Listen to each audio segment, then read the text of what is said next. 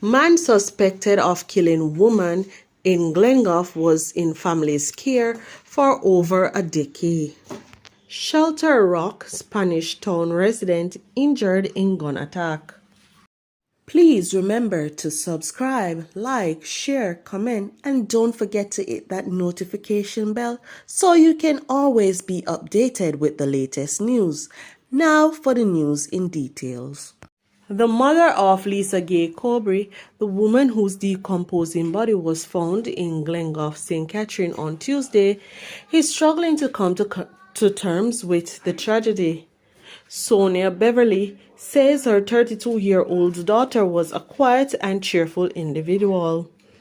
Cobry was reported missing on September 28, and her body was discovered in a shallow grave nearby her home in Glengough. The suspect, a man known to Cobry and her family, led the police to the scene. According to Miss Beverly, the 24-year-old suspect had been under her care since he was 10 years old.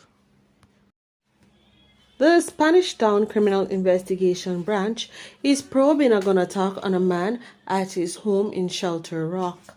The 22-year-old remains hospitalized with multiple gunshot wounds.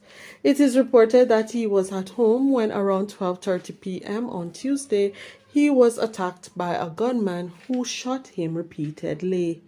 He was assisted to the Spanish Town Hospital where he was admitted in serious condition. It is revealed that he suffered injuries to his neck, shoulder, and leg.